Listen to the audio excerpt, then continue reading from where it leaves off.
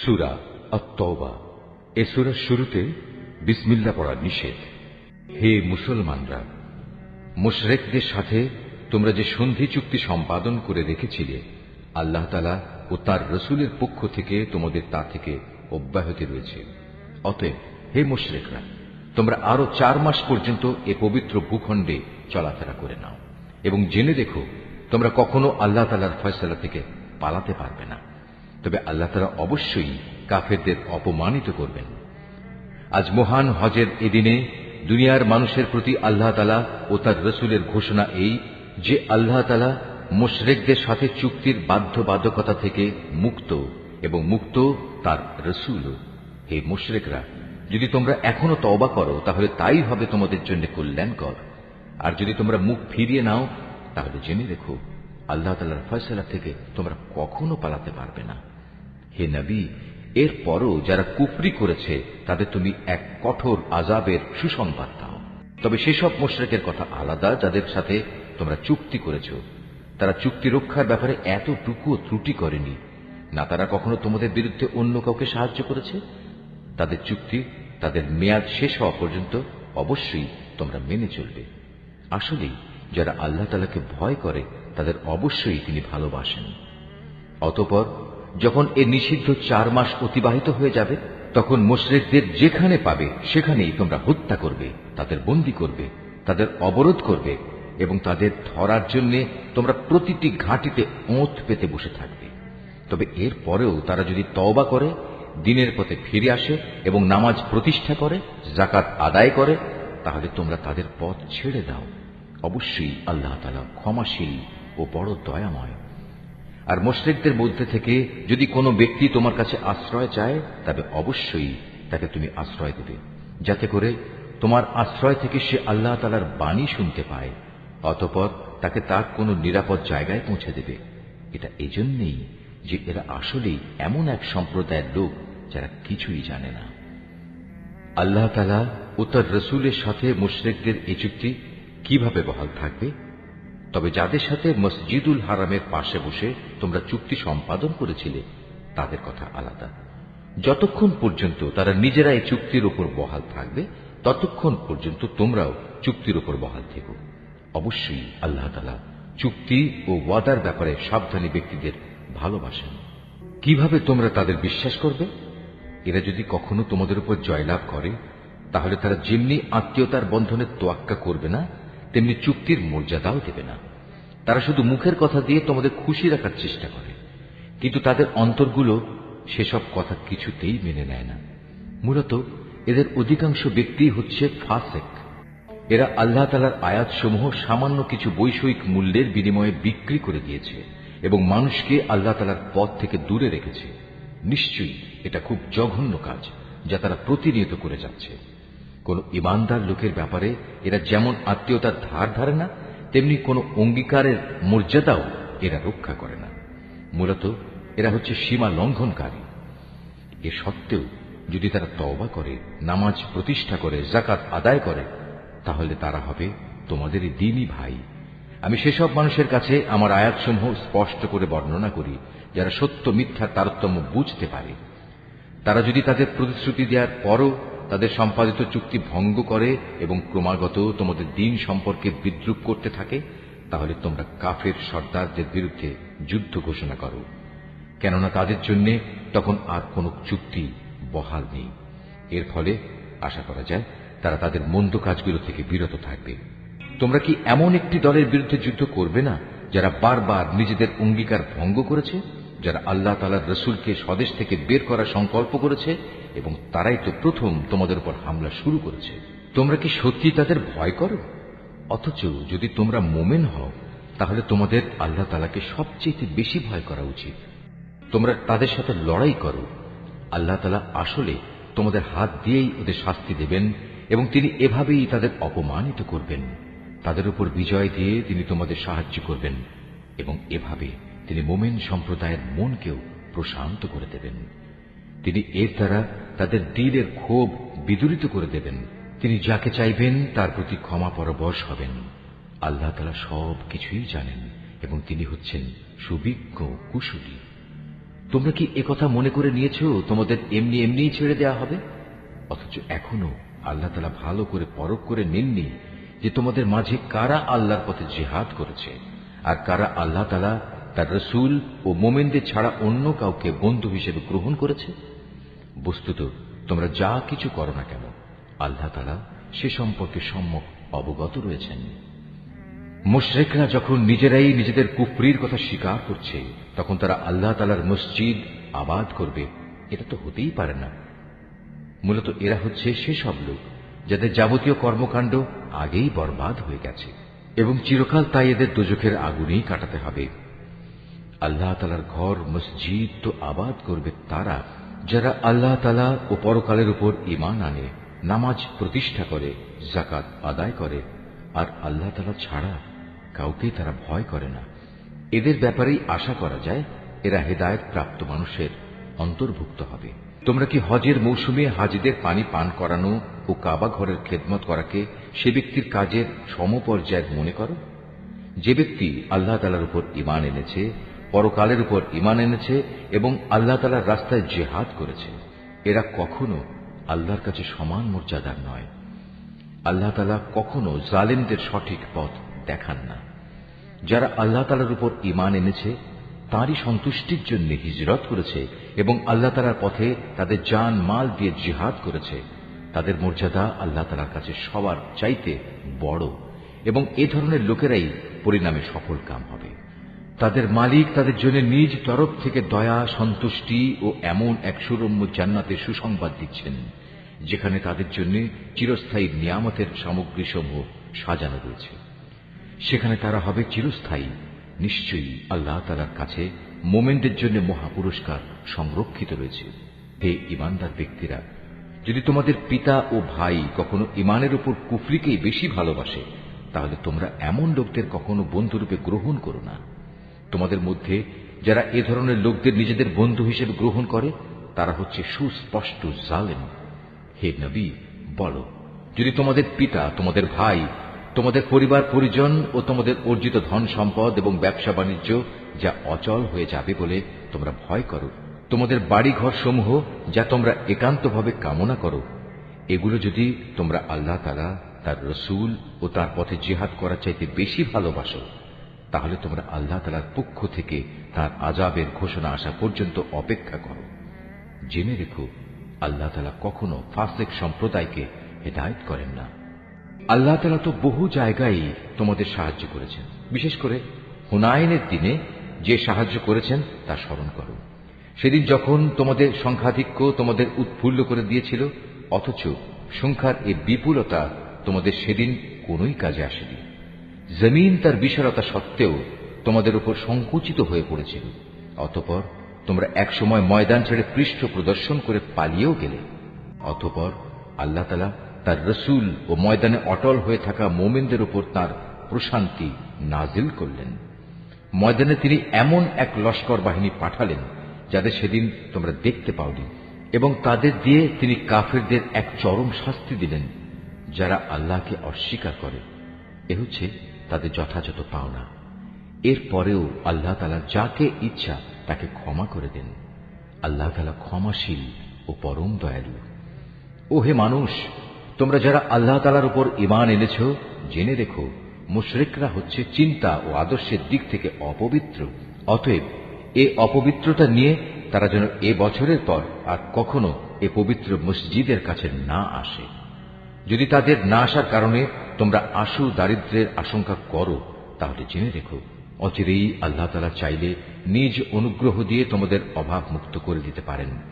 অবশ্যই আল্লাহ তাআলা সর্বজ্ঞ ও কুশলী।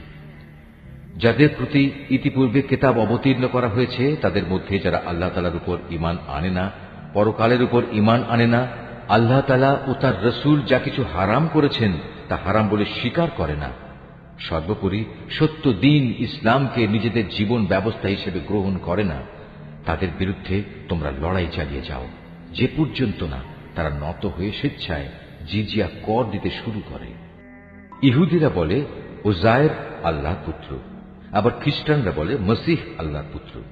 আসলে এ সবই হচ্ছে তাদের মুখের কথা। তাদের আগে যারা আল্লাহ তাআলাকে অস্বীকার করেছে এরা তাদেরই অনুকরণ করছে মাত্র।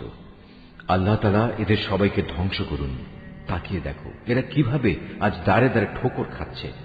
এ লোকেরা আল্লাহ তাআলাকে বাদ দিয়ে তাদের আলেম ও পীর দরবেশদের মাবুদ বানিয়ে দিয়েছে এবং মরিয়ম পুত্র মসিহকেও কেউ কেউ মাবুদ বানিয়ে রেখেছে। অথচ এদের এক আল্লাহ তাআলা ছাড়া অন্য কারোই বন্দেগী করতে আদেশ দেওয়া হয়নি। তিনি ছাড়া আর কোনো মাবুদ নেই। তারা যাদের আল্লাহর সাথে শরীক করে তিনি এসব কথাবার্তা থেকে অনেক পবিত্র। এ মূর্খ লোকেরা তাদের মুখের এক ফুৎকার দিয়ে আল্লাহর দ্বীনের মশাল নিভিয়ে দিতে চায়, কিন্তু আল্লাহ তাআলা তাঁর আলোর পূর্ণ বিকাশ ছাড়া অন্য কিছুই চান না, যদিও কাফেরদের কাছে এটা খুবই অপ্রীতিকর। তিনিই মহান আল্লাহ, যিনি তোমাদের কাছে সুস্পষ্ট হেদায়েত ও সঠিক জীবন বিধান সহকারে তার রাসূলকে পাঠিয়েছেন, যেন সে এই জীবন ব্যবস্থাকে দুনিয়ার সব কয়টি বিধানের উপর বিজয়ী করে দিতে পারে। মুশরিকরা এই বিজয়কে যত দুঃসহই মনে করুক না কেন, হে ঈমানদার লোকেরা, আহলে কিতাবদের বহু পণ্ডিত ও ফকির দরবেশ এমন আছে যারা অন্যায়ভাবে সাধারণ মানুষের সম্পদ ভোগ করে। এরা আল্লাহর বান্দাদের আল্লাহর পথ থেকে ফিরিয়েও রাখে। এদের মাঝে যারাই সোনা রূপা পুঞ্জীভূত করে রাখে এবং কখনো তা আল্লাহর পথে ব্যয় করে না, তুমি তাদের কঠিন পীড়াদায়ক আযাবের সুসংবাদ দাও। এমন একদিন আসবে যেদিন পুঞ্জীভূত সোনা রূপা জাহান্নামের আগুনে উত্তপ্ত করা হবে। অতঃপর তা দিয়ে যারা এগুলো জমা করে রেখেছিল তাদের কপালে, তাদের পার্শ্বে ও তাদের পিঠে চিহ্ন এঁকে দেওয়া হবে এবং তাদের উদ্দেশ্য করে বলা হবে, এ হচ্ছে তোমাদের সে সম্পদ যা তোমরা নিজেদের জন্য জমা করে রেখেছিলে। অতএব যা কিছু সেদিন তোমরা জমা করেছিলে আজ তার স্বাদ গ্রহণ করো। আসমান সমূহ ও পৃথিবী সৃষ্টির দিন থেকেই আল্লাহ তাআলার বিধানে মাসের সংখ্যা লেখা ছিল 12টি। এই 12টির মধ্যে 4টি হচ্ছে যুদ্ধ বিগ্রহের জন্য নিষিদ্ধ মাস। এটা আল্লাহর প্রণীত নির্ভুল ব্যবস্থা। অতএব তার ভিতরে হানাহানি করে তোমরা নিজেদের উপর জুলুম করো না। তোমরা যখন মুশরিকদের সাথে যুদ্ধ করবে তখন সবাই একসাথে মিলিত হয়ে তাদের মোকাবেলা করবে, যেমনি ভাবে তারাও একসাথে তোমাদের বিরুদ্ধে লড়াই করছে। জেনে রেখো, যারা আল্লাহ তাআলাকে ভয় করে আল্লাহ তাআলা অবশ্যই তাদের সাথে রয়েছেন। নিষিদ্ধ মাসকে হীন ও স্বার্থে মুলতবি করা কিংবা তা আগপাচ করা তো কুফরির মাত্রায় বৃদ্ধি করে। এর ফলে কাফেরদের আরো বেশি গোমরাহিতে নিমজ্জিত করে দেয়া হয়। এই লোকেরা এক বছর কোনো মাসকে নিজেদের প্রয়োজনে হালাল করে নেয়, আবার পরবর্তী কোনো বছরে সে মাসকে তারা হারাম বানিয়ে নেয়, যেন এভাবে আল্লাহ তাআলা যে মাসগুলো হারাম করেছেন তার সংখ্যাও পূরণ হয়ে যায়। আবার আল্লাহ তাআলা যা হারাম করেছেন তাও মাঝে মাঝে হালাল হয়ে যায়। বস্তুত তাদের অন্যায় কাজগুলো এভাবেই তাদের কাছে শোভনীয় করে দেয়া হয়েছে। আর আল্লাহ তাআলা কখনো কাফের সম্প্রদায়কে সঠিক পথের দিশা দেন না। ওহে মানুষ, তোমরা যারা আল্লাহ তাআলার উপর ঈমান এনেছো, এ কি হলো তোমাদের? যখন তোমাদের আল্লাহ তাআলার পথে কোনো অভিযানে বের হতে বলা হয় তখন তোমরা জমিন আঁকড়ে ধরো। তোমরা কি আখিরাতের সমৃদ্ধির তুলনায় এ দুনিয়ার জীবন কি বেশি ভালোবাসো?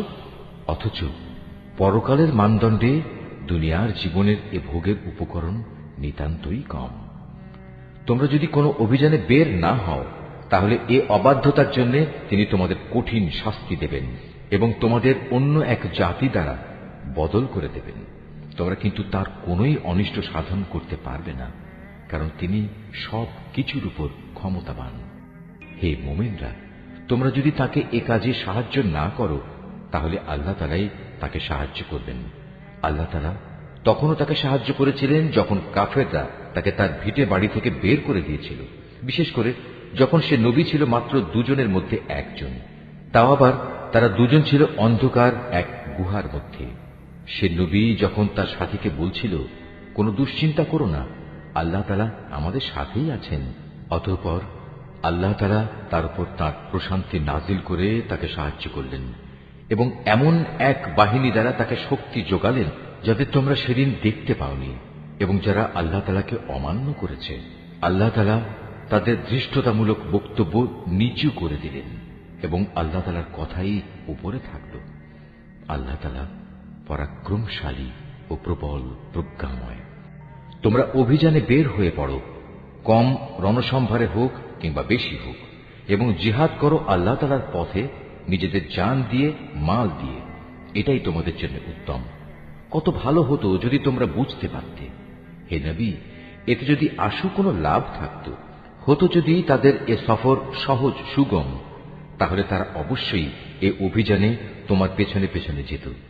কিন্তু তাদের জন্য এ যাত্রাপথ অনেক দীর্ঘ ও দুর্গম ঠেকেছে।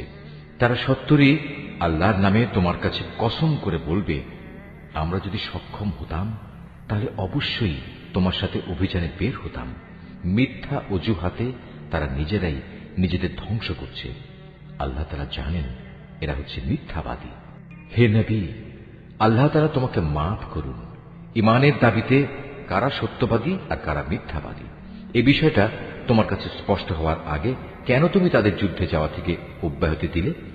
যারা আল্লাহ তাআলা ও পরকালের উপর ঈমান এনেছে, তারা নিজেদের মাল ও জীবন দিয়ে আল্লাহর পথে জিহাদে অবতীর্ণ না হওয়ার জন্য তোমার কাছ থেকে অব্যাহতি চাইতে আসবে না। আল্লাহ তাআলা অবশ্যই সেসব লোককে জানেন যারা তাকে ভয় করে। যুদ্ধে না যাওয়ার জন্য তোমার কাছে অব্যাহতি চাইতে তো আসবে তারা যারা আল্লাহ তাআলা ও পরকালের উপর কোন রকম ঈমান রাখে না। তাদের মন সংশয়যুক্ত, আর তারা নিজেরাও সংশয় দ্বিধাগ্রস্ত থাকে। যদি সত্যি এরা তোমার সাথে বের হতে চাইত, তাহলে তারা সেই জন্য কিছু না কিছু প্রস্তুতি তো নিত, কিন্তু এদের যাত্রা করাটা আল্লাহ তাআলার মনোপুত হয়নি, তাই তিনি তাদের এ থেকে বিরত রাখলেন। তাদের যেন বলে দেয়া হলো, যারা পেছনে বসে আছে তোমরা তাদের সাথে বসে থাকো।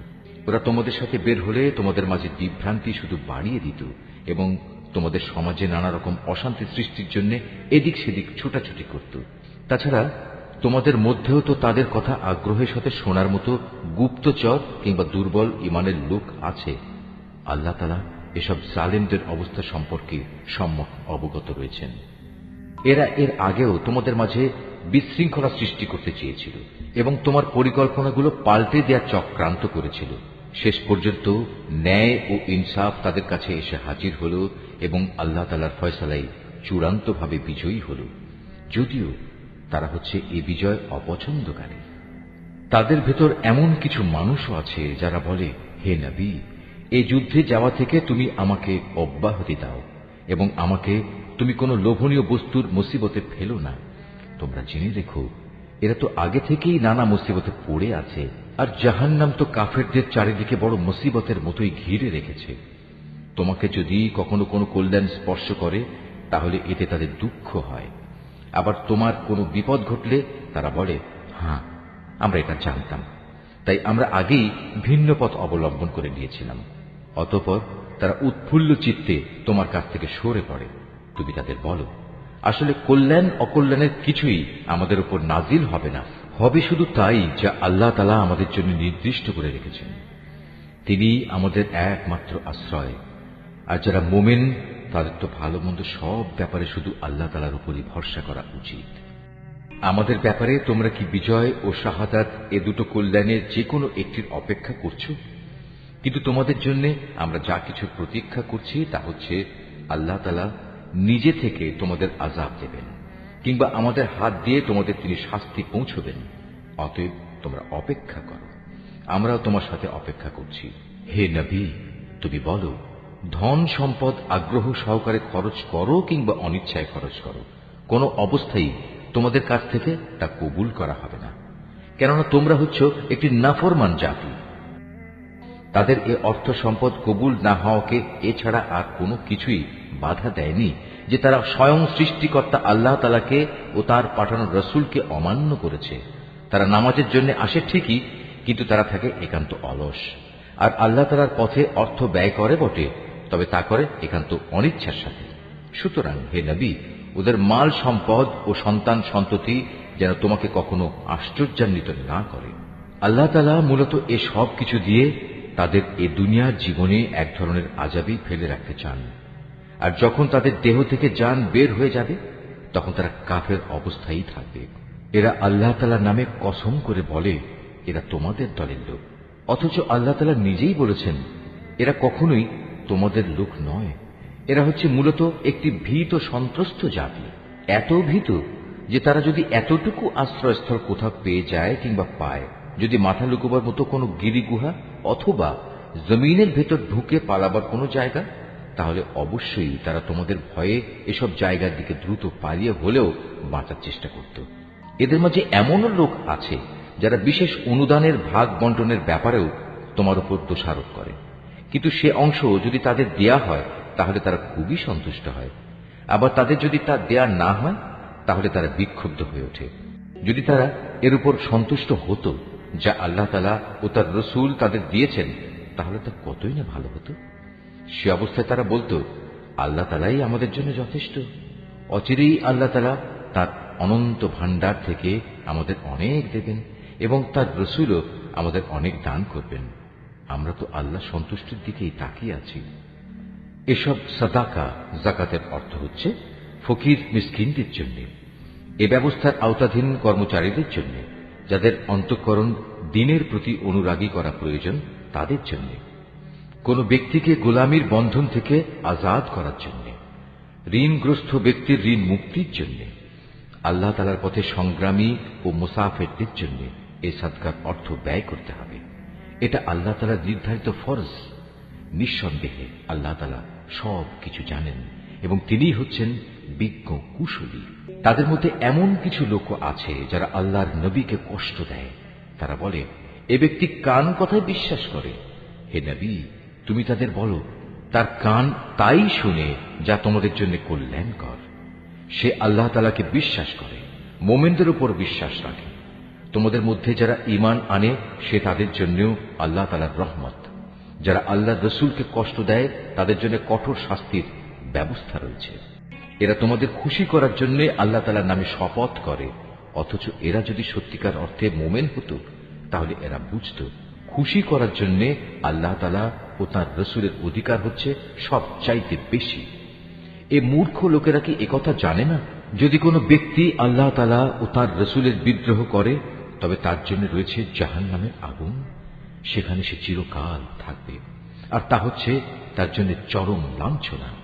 এ মুনাফিকরা আশঙ্কা করে তোমাদের উপর এমন কোন সূরা নাজিল হয়ে পড়ে কিনা যা তাদের মনের ভেতরে লুকিয়ে থাকা সবকিছু ফাঁস করে দেবে। হে নবী, তুমি এদের বলো, হ্যাঁ, যদ্দূর পারো তোমরা বিদ্রুপ করে নাও।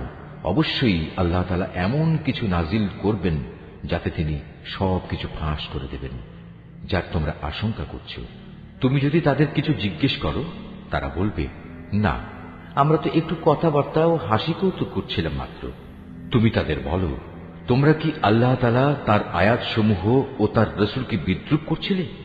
হে কাফেররা, তোমরা দোষ ছড়ানোর চেষ্টা করো না। একবার ঈমান আনার পর তোমরাই পুনরায় কাফের হয়ে গিয়েছিলে। আমি যদি তোমাদের এক দলকে তাদের ঈমানের কারণে ক্ষমা করে দিতে পারি, তাহলে আরেক দলকে পুনরায় কুফরিতে ফিরে যাবার জন্য ভয়াবহ শাস্তিও দিতে পারি, কারণ এ শেষের দলের লোকেরা ছিল জঘন্য অপরাধী। মুনাফিক পুরুষ ও মুনাফিক নারী এরা স্বভাব চরিত্রে একে অপরের মতোই। তারা উভয়ই মানুষদের অসৎ কাজের আদেশ দেয় ও সৎ কাজ থেকে বিরত রাখে এবং আল্লাহ তাআলার পথে খরচ করা থেকে উভয়ই নিজেদের হাত বন্ধ করে রাখে। তারা যেমনি এ দুনিয়ায় আল্লাহ তাআলাকে ভুলে গেছে, আল্লাহ তাআলাও তেমনি আখিরাতে তাদের ভুলে যাবেন। অবশ্য মুনাফিকরা সবাই পাপিষ্ঠ। আল্লাহ তাআলা এ মুনাফিক পুরুষ ও মুনাফিক নারী এবং কাফেরদের জাহান্নামের ভয়াবহ আগুনের প্রতিশ্রুতি দিয়েছেন, যেখানে তারা চিরকাল ধরে জ্বলতে থাকবে। জাহান্নামের এ আগুন হবে তাদের জন্য যথেষ্ট। তাদের উপর আল্লাহ তাআলার গজব নাজিল হোক। ওদের জন্য রয়েছে এক চিরস্থায়ী আযাব। তোমরা ঠিক তাদেরই মতো যারা তোমাদের আগে এখানে প্রতিষ্ঠিত ছিল। তারা শক্তিতে ছিল তোমাদের চাইতে প্রবল, ধন সম্পদ, সন্তান সন্ততি তাদের তোমাদের চাইতে ছিল বেশি। দুনিয়ার যে ভোগ বিলাস তাদের ভাগে ছিল তা তারা ভোগ করে গেছে। অতঃপর তোমাদের ভাগে যা আছে তোমরা তা ভোগ করে একদিন চলে যাবে। যেমনি করে তোমাদের আগের লোকেরা তাদের যে পরিমাণ ভোগ করা ছিল তা শেষ করে চলে গেছে। তারা যেমন অনর্থক কাজকর্মে ডুবে থাকত, তোমরাও তেমনি অর্থহীন কথাবার্তায় ডুবে আছো। এরা হচ্ছে সেসব লোক দুনিয়া আখেরাতে যাদের কর্মফল বিনষ্ট হয়ে গেছে, আর সত্যিকার অর্থে এরাই হচ্ছে নিদারুণভাবে ক্ষতিগ্রস্ত। এদের কাছে কি আগের লোকদের খবর পৌঁছেনি? নুহের জাতির, আদ জাতির, সামুদ জাতির কীর্তিকলা, ইব্রাহিম, মাদিয়ানবাসী নবী ও সে বিধ্বংস জনবসতির কথা কি এদের কাছে কেউ বলেনি? এ সব কয়টি জাতির মানুষের কাছে তাদের রসুলরা আল্লাহ তাআলার পক্ষ থেকে সুস্পষ্ট আয়াত নিয়ে এসেছিল। নবী না পাঠিয়ে কাউকে আযাব দেবেন এমন অবিচার তো আল্লাহ তাআলা তাদের উপর কখনো করতে পারেন না। বস্তুত তারা নিজেরাই নিজেদের উপর জুলুম করেছে। অপরদিকে মোমেন পুরুষ ও মোমেন নারীরা হচ্ছে একে অপরের বন্ধু। এরা অন্য মানুষকে ন্যায় কাজের আদেশ দেয়, অন্যায় কাজ থেকে বিরত রাখে। তারা নামাজ প্রতিষ্ঠা করে, যাকাত আদায় করে, জীবনের সব কাজে আল্লাহ তাআলা ও তার রসুলের বিধানের অনুসরণ করে। এরাই হচ্ছে সেসব মানুষ যাদের উপর আল্লাহ তাআলা অচিরেই তার রহমত নাজিল করবেন।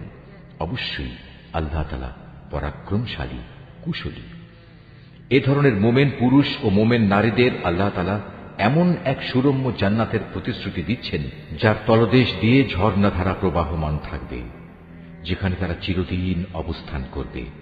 চিরস্থায়ী জান্নাতে তাদের জন্য সুন্দর সুন্দর বাসস্থানের ব্যবস্থা থাকবে। সেদিনের সবচেয়ে বড় নিয়ামত হবে বান্দার প্রতি আল্লাহ তাআলার সন্তোষ। এটাই হবে সেদিনের সবচেয়ে বড় সাফল্য।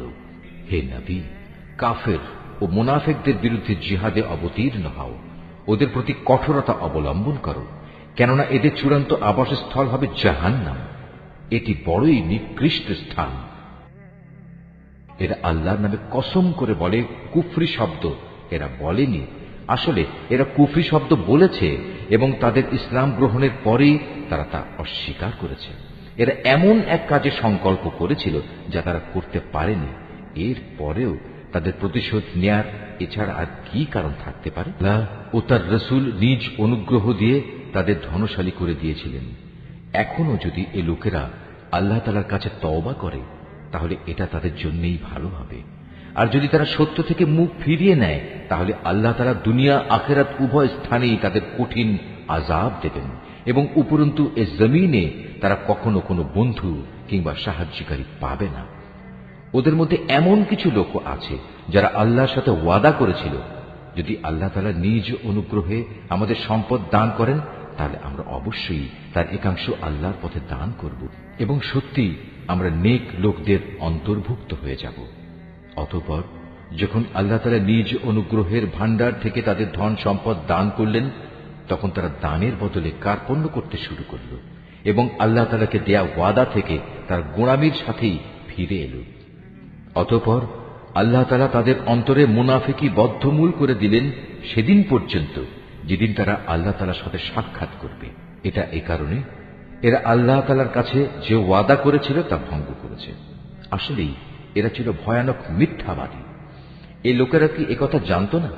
তাদের সব গোপন কথা ও সব সলা পরামর্শ সম্পর্কে আল্লাহ তাআলা জানেন এবং যা কিছু অদৃশ্য অদেখা আল্লাহ তাআলা সে সম্পর্কেও বিশেষভাবে অবহিত। আল্লাহ তাআলা তাদের ব্যাপারেও সম্যক অবগত আছেন, যারা সেসব ইমানদার ব্যক্তিদের দোষারোপ করে, যারা আন্তরিক নিষ্ঠা ও আগ্রহের সাথে আল্লাহ তাআলার পথে দান করে এবং যারা দান করার মতো নিজেদের পরিশ্রম লব্ধ সামান্য কিছু সম্পদ ছাড়া কিছুই পায় না। এ সব মুমিনের সাথে মুনাফিকদের এ দলের লোকেরা হাসি ঠাট্টা করে। এই বিদ্রূপকারীদের স্বয়ং আল্লাহ তাআলাও বিদ্রূপ করতে থাকেন। পরকালে তাদের জন্য রয়েছে কঠিন আযাব। হে নবী, এমন লোকদের জন্য তুমি আল্লাহ তাআলার কাছে ক্ষমা প্রার্থনা করো আর না করো, দুটোই সমান। তুমি যদি 70 বারও তাদের জন্য আল্লাহর কাছে মাপ চাও, আল্লাহ তাআলা কখনো তাদের মাফ করবেন না, কেননা এরা জেনে বুঝে আল্লাহ তাআলা ও তার রাসূলকে অস্বীকার করেছে। আসলে আল্লাহ তাআলা কখনো নাফরমান লোকদের হেদায়েত করেন না। যারা তাবুকের যুদ্ধে না গিয়ে পেছনে পড়ে থাকল, তারা এভাবে রাসূলের ইচ্ছার বিরুদ্ধে নিজেদের ঘরে বসে থাকতে পেরে খুব খুশি হয়ে গেল। মূলত তারা তাদের জান মাল দিয়ে আল্লাহর পথে জিহাদ করাটা পছন্দ করল না, বরং বলল, এ ভীষণ গরমে তোমরা বাইরে যেও না। হে নবী, তুমি তাদের বলো, জাহান্নামের আগুন তো এর চাইতেও বেশি গরম। কত ভালো হতো এ লোকগুলো যদি এ কথাটা বুঝতে পারত। অতএব এ দুনিয়ায় তাদের কম হাসা উচিত, অন্যথায় কিয়ামতের দিন তাদের বেশি কাঁদতে হবে। তারা যা গুনাহ এখানে অর্জন করেছে তাই হবে তাদের সেদিনের যথার্থ বিনিময়। যদি আল্লাহ তাআলা এ অভিযানের পর তোমাকে এদের কোনো একটি দলের কাছে ফেরত নিয়ে আসেন এবং তারা যদি তোমার কাছে পুনরায় কোনো যুদ্ধে যাবার অনুমতি চায়, তাহলে তুমি বলো, না, কখনো তোমরা আমার সাথে আর কোনো অভিযানে বের হবে না। তোমরা আমার সাথী হয়ে আর কখনো শত্রুর সাথে লড়বে না, কেননা তোমরা আগের বার যুদ্ধের বদলে পেছনে বসে থাকা পছন্দ করেছিলে। আর যাও, যারা পেছনে পড়ে আছে তাদের সাথে তোমরাও গিয়ে বসে থাকো। ওদের মধ্যে কোনো লোকের মৃত্যু হলে তুমি কখনো তার জানাজা নামাজ পড়ো না, কখনো তার কবরের পাশে তুমি দাঁড়িও না, কেননা এ ব্যক্তিরা আল্লাহ তাআলা ও তার রাসূলের সাথে কুফরি করেছে। এরা নাফরমান অবস্থায় মরেছে। ওদের ধন সম্পদ ও সন্তান সন্ততি যেন তোমাদের কখনো বিমুগ্ধ করতে না পারে। মূলত আল্লাহ তাআলা এই সব কিছু দিয়ে তাদের দুনিয়ার জীবনে নানা ধরনের শাস্তি দিতে চান, এবং তাদের প্রাণবায়ু একদিন এমন এক অবস্থায় বের হবে যখন তারা পুরোপুরি কাফের থাকবে। যখনই এমন ধরনের কোন সূরা নাজিল হয় যাতে বলা হয় তোমরা আল্লাহর উপর ঈমান আনো এবং তার রাসূলের সাথে মিলে কাফেরদের বিরুদ্ধে জিহাদ করো, তখনই তাদের বিত্তশালী ব্যক্তিরা তোমার কাছে এসে যুদ্ধে না যাওয়ার জন্য অব্যাহতি চায় এবং তারা বলে, হে নবী, আমাদের রেহাই দাও, যারা ঘরে বসে আছে তাদের সাথে আমাদেরও বসে থাকতে দাও। তারা মূলত ঘরে বসে থাকা লোকদের সাথে অবস্থান করাই পছন্দ করে নিয়েছে। তাদের অন্তরে মোহর মেরে দেয়া হয়েছে, ফলে তারা কিছুই বুঝতে পারে না। কিন্তু আল্লাহর রাসূল এবং যারা তার সাথে আল্লাহ তাআলার উপর ঈমান এনেছে তারা সবাই নিজেদের জান মাল দিয়ে আল্লাহর পথে জিহাদ করেছে। অতএব এদের জন্যই যাবতীয় কল্যাণ নির্দিষ্ট হয়ে আছে, আর সত্যিকার অর্থে এরাই হচ্ছে সফল কাম। এর বিনিময়ে আল্লাহ তাআলা এদের জন্য এমন এক সুরম্য জান্নাত প্রস্তুত করে রেখেছেন যার পাদদেশে ঝর্ণাধারা প্রবাহমান, সেখানে তারা চিরকাল থাকবে। বস্তুত এ হচ্ছে সর্বোত্তম সাফল্য। ওজরকামী কিছু সংখ্যক আরব বেদুইনও তোমার কাছে এসে হাজির হয়েছে, যেন তাদেরও এ যুদ্ধে যাওয়া থেকে অব্যাহতি দেয়া হয়। এভাবে সে লোকগুলো ঘরে বসে থাকলেও যারা আল্লাহ তাআলা ও তার রাসূলের কাছে ঈমানের মিথ্যা দাবি করেছিল। এদের মধ্যে যারা আল্লাহ ও তার রাসূলকে অমান্য করে ঘরে বসে থেকেছে, অচিরেই তারা মর্মান্তিক আযাবে নিমজ্জিত হবে। যারা দুর্বল তারা যদি এ যুদ্ধে শরীক না হয়ে থাকে তাদের উপর কোনো দোষ নেই। দোষ নেই তাদেরও যারা অসুস্থ কিংবা যারা যুদ্ধে খরচ করার মতো কোনো সম্বল পায়নি। অবশ্য এরা যদি আল্লাহ তাআলার নিষ্ঠাবান বান্দা হয় তাহলেই তারা এ অব্যাহতির আওতায় পড়বে। সৎ কর্মশীল মানুষদের বিরুদ্ধেও কোনো অভিযোগের কারণ নেই। আল্লাহ তাআলা একান্ত ক্ষমাশীল ও পরম দয়ালু।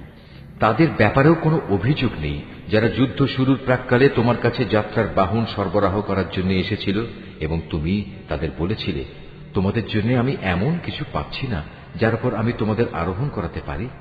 অতএব তারা ফিরে গেল। তারা এমনভাবে ফিরল যে তাদের চোখ থেকে অশ্রু বয়ে যাচ্ছিল। যুদ্ধে যাবার খরচ জোগাড় করতে না পারায় তারা ভীষণভাবে দুঃখিত হল।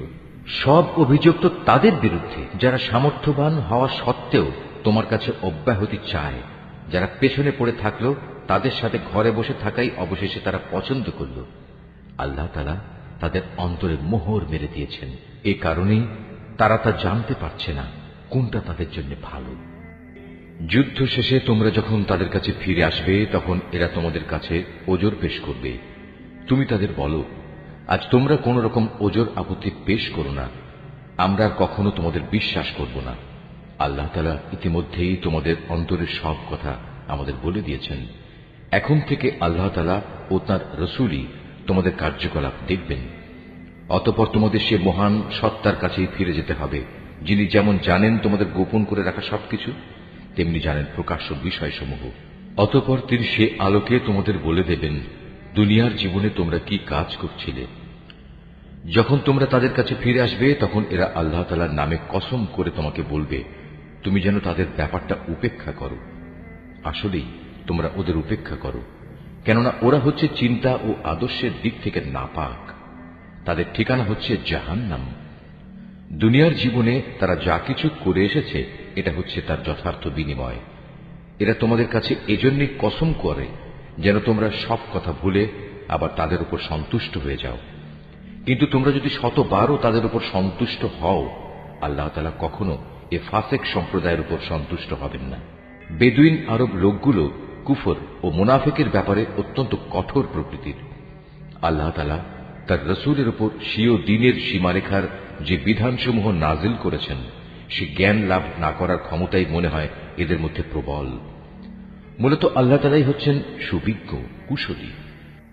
এ বেদুইন আরবদের মধ্যে এমন কিছু লোক আছে যারা কখনো যদি আল্লাহ তাআলার পথে কিছু ব্যয় করে তাকে নিজেদের উপর জরিমানা তুল্য মনে করে এবং তোমাদের ব্যাপারে কালের বিবর্তনমূলক কোন বিপদ মুসিবত আসুক এ অপেক্ষায় থাকে। আসলে কালের মন্দচক্র তো তাদের নিজেদের উপরই ছেয়ে আছে। বস্তুত আল্লাহ তাআলা সবকিছু শোনেন, সবকিছু জানেন। আবার এই বেদুইন আরবদের মাঝে এমন কিছু লোক আছে যারা আল্লাহ তাআলা ও পরকালের উপর ঈমান রাখে। এরা আল্লাহর পথে যা কিছু খরচ করে তাকে আল্লাহর নৈকট্য লাভ ও রসুলের দোয়া পাওয়ার একটা অবলম্বন মনে করে। সত্যি সত্যি তা হচ্ছে তাদের জন্য আল্লাহর নৈকট্য লাভের একটা উপায়। অচিরেই আল্লাহ তাআলা তাদের স্বীয় রহমতে প্রবেশ করাবেন।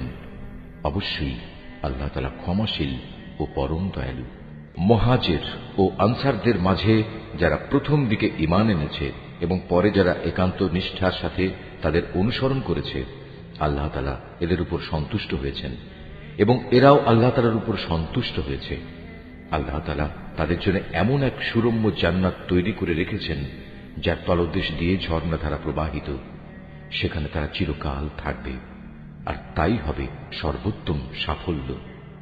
এ বেদুইন আরবদের যারা তোমার আশেপাশে বাস করে তাদের মধ্যে কিছু কিছু মুনাফিক আছে, আবার কিছু মুনাফিক মদিনাবাসীদের মধ্যেও আছে। এরা সবাই কিন্তু মুনাফিকিতে সিদ্ধহস্ত। তুমি এদের জানো না, কিন্তু আমি এদের জানি। অচিরেই আমি এদের অপমান ও পরাজয়ের দ্বারা দুবার শাস্তি দেব। অতঃপর ধীরে ধীরে এদের সবাইকে এক বড় আযাবের দিকে ফিরিয়ে দেয়া হবে। তোমাদের মাঝে আরো কিছু লোক আছে যারা অকপটে নিজেদের গুনাহসমূহের কথা স্বীকার করে। শয়তানের ফেরে পেয়ে তারা তাদের নেক কাজকে গুনাহের কাজের সাথে মিশিয়ে ফেলেছে। আশা করা যায় আল্লাহ তাআলা তাদের উপর ক্ষমা পরবশ হবেন। অবশ্যই আল্লাহ তাআলা ক্ষমাশীল ও পরম দয়ালু। তুমি তাদের ধন সম্পদ থেকে যাকাত ও সাদকা গ্রহণ করো। সাদকা তাদের পাক সাফ করে দেবে, তা দিয়ে তাদের পরিশোধিত করে দেবে। তুমি তাদের জন্য দোয়া করবে, কেননা তোমার দোয়া তাদের জন্য হবে পরম সান্ত্বনা। আল্লাহ তাআলা সব কিছু শোনেন এবং সবকিছু জানেন।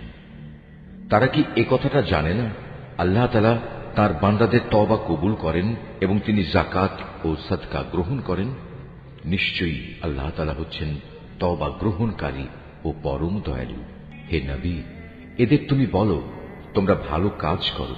আল্লাহ তাআলা, তার রসূল ও মোমেনরা তোমাদের ভবিষ্যৎ কর্মকাণ্ড পর্যবেক্ষণ করবেন। অতঃপর মৃত্যুর পর তোমাদের সবাইকে এমন এক সত্তার দিকে ফিরিয়ে দেয়া হবে যিনি দেখা অদেখা সবকিছু সম্পর্কেই সম্যক অবগত। সেদিন তিনি তোমাদের বলে দেবেন, তোমরা দুনিয়ার জীবনে কোন ধরনের কাজ করছিলে। তোমাদের মাঝে আরো একটি দল রয়েছে যাদের ব্যাপারে এখনো আল্লাহ তাআলার সিদ্ধান্তের আশা করা হচ্ছে। আল্লাহ তাআলা তাদের হয় শাস্তি দেবেন, না হয় তিনি তাদের তওবা কবুল করবেন। বস্তুত আল্লাহ তাআলা হচ্ছেন সুবিজ্ঞ, কুশলী। মুনাফিকদের মধ্যে এমন লোকও আছে যারা তোমাদের ক্ষতি সাধন করার জন্য একটি মসজিদ বানিয়েছে। এর একমাত্র উদ্দেশ্য হচ্ছে আল্লাহ তাআলার বিরোধিতা করা, মুসলমানদের মধ্যে অনৈক্য সৃষ্টি করা। সর্বোপরি আগে যেসব লোক আল্লাহ তাআলা ও তার নবীর বিরুদ্ধে যুদ্ধ করেছে তাদের জন্য গোপন ঘাঁটি সরবরাহ করা। এরা তোমাদের কাছে শক্ত কসম খেয়ে বলবে, আমরা সৎ উদ্দেশ্য ছাড়া অন্য কোনো কারণেই এটা করিনি। আল্লাহ তাআলা নিজে সাক্ষ্য দিচ্ছেন, এরা হচ্ছে মিথ্যাবাদী। তুমি ইবাদতের উদ্দেশ্যে কখনো সেখানে দাঁড়াবে না। তোমার তো দাঁড়ানো উচিত সেখানে যে মসজিদ প্রথম দিন থেকেই আল্লাহর ভয়ের উপর প্রতিষ্ঠিত হয়েছে। সেখানে এমন কিছু মানুষ আছে যারা ঈমান ও আমলের ক্ষেত্রে নিজেরা সব সময় পাক পবিত্র হওয়া পছন্দ করে, আর আল্লাহ তাআলাও এই পাক সাফ লোকদেরই ভালোবাসেন। যে ব্যক্তি তার ঘরের ভিত্তি স্থাপন করেছে আল্লাহর ভয় ও আল্লাহর সন্তুষ্টির উপর, সে ব্যক্তি উত্তম, না যে ব্যক্তি তার ঘরের ভিত্তি দাঁড় করিয়েছে পতন উন্মুখ একটি গর্তের কিনারায় এবং যা তাকে সহ অচিরেই জাহান্নামের অতল আগুনের খাদে গিয়ে পড়বে। আল্লাহ তাআলা কখনো জালেম সম্প্রদায়কে হেদায়েত দেন না। ওরা যা বানিয়েছে তা হামেশাই তাদের অন্তরে একটি সন্দেহের বীজ হয়ে আটকে থাকবে, যে পর্যন্ত না ওদের অন্তরসমূহ ছিন্ন বিচ্ছিন্ন হয়ে যাবে, ততদিন পর্যন্ত তা অব্যাহত থাকবে। আল্লাহ তাআলা সর্বজ্ঞ ও প্রবল প্রজ্ঞাময়। অবশ্যই আল্লাহ তাআলা মুমিনদের কাছ থেকে জান্নাতের বিনিময়ে তাদের জান ও তাদের মাল খরিদ করে নিয়েছেন। এরা আল্লাহর পথে জিহাদ করে, অতঃপর এ জিহাদে কখনো কাফেরদের তারা হত্যা করে, কখনো আবার শত্রু হাতে তারা নিজেরা নিহত হয়। মুমিনদের সাথে এ খাঁটি ওয়াদা এর আগে তাওরাত এবং ইনজিলেও করা হয়েছিল, আর এখন তা এ কোরআনে করা হচ্ছে। এই ওয়াদা পালন করা আল্লাহ তাআলার নিজস্ব দায়িত্ব, আর আল্লাহর চাইতে কে বেশি ওয়াদা পূরণ করতে পারে? অতএব হে মুমিনরা, তোমরা তাঁর সাথে যে কেনাবেচার কাজটি সম্পন্ন করলে তাতে আনন্দ প্রকাশ করো, এবং এটি হচ্ছে এক মহা সাফল্য। যারা আল্লাহর দরবারে তওবা করে, নিষ্ঠার সাথে তার ইবাদত করে, তার প্রশংসা করে, তার জন্য রোজা রাখে, তার জন্য রুকু সাজদা করে, যারা অন্যদের ভালো কাজের আদেশ দেয় এবং মন্দ কাজ থেকে বিরত রাখে, সর্বোপরি যারা জীবনের সকল পর্যায়ে আল্লাহ তাআলার নির্ধারিত হালাল হারামের সীমা রক্ষা করে চলে, হে নবী, তুমি এ ধরনের সব মুমিনদের জান্নাতের সুসংবাদ দাও।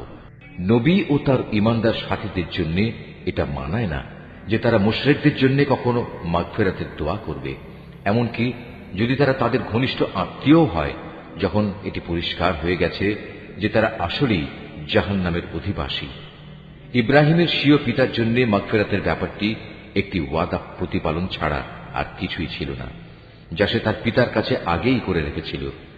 এ ব্যতিক্রমটা ছিল শুধু তার একার জন্যই, কিন্তু যখন একথা তার সামনে পরিষ্কার হয়ে গেল যে সে অবশ্যই আল্লাহর দুশমন, তখন সে তার সাথে সম্পর্ক ছিন্ন করে ফেলল। অবশ্যই ইব্রাহিম ছিল একজন কোমল হৃদয় ও সহানুভূতিশীল মানুষ। আল্লাহ তাআলা এমন নন যে কোনো জাতিকে একবার হেদায়েত দানের পর তাদের পুনরায় গোমরাহ করে দেবেন, যতক্ষণ না তাদের সুস্পষ্টভাবে এ কথাটা জানিয়ে দেয়া হয় যে গোমরাহি থেকে বাঁচার জন্য কোন জিনিস থেকে সাবধান থাকতে হবে। অবশ্যই আল্লাহ তাআলা সব বিষয়ে জ্ঞান রাখেন। আকাশমণ্ডলী ও পৃথিবীর সার্বভৌম ক্ষমতা একমাত্র আল্লাহ তাআলার হাতেই। তিনিই জীবন দেন, তিনিই মৃত্যু ঘটান।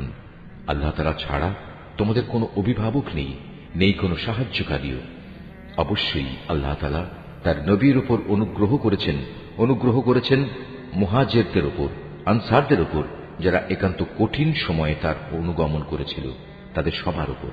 এমনকি যখন তাদের একটি ছোট্ট দলের চিন্তা একটু বাঁকা পথে ঝুঁকে পড়ার উপক্রম হয়ে পড়েছিল, অতঃপর আল্লাহ তাআলা এদের সবার উপর দয়া করলেন। নিশ্চয়ই তিনি ছিলেন তাদের প্রতি দয়ালু ও অনুগ্রহশীল। সে তিন ব্যক্তির ওপরও আল্লাহ তাআলা দয়া করলেন, যাদের ব্যাপারে সিদ্ধান্ত মুলতবি করে রাখা হয়েছিল। তাদের অবস্থা এমন এক পর্যায়ে এসে পৌঁছল যে জমিন তার বিশালতা সত্ত্বেও তাদের উপর সংকুচিত হয়ে গেল। এমনকি তাদের নিজেদের জীবন নিজেদের কাছে দুর্বিষহ হয়ে পড়ল। তারা একথা উপলব্ধি করতে সক্ষম হল যে আসলেই আল্লাহ তাআলা ছাড়া তাদের আর কোনো জায়গা নেই যেখানে কোনো আশ্রয় পাওয়া যাবে। অতঃপর আল্লাহ তাআলা তাদের উপর অনুগ্রহ করলেন যেন তারা তওবা করে পুনরায় তার কাছে ফিরে আসতে পারে। অবশ্যই আল্লাহ তাআলা ক্ষমাশীল ও পরম দয়ালু। হে ঈমানদার ব্যক্তিরা, তোমরা আল্লাহ তাআলাকে ভয় করো এবং হামেশা সত্যবাদীদের সাথে থাকো।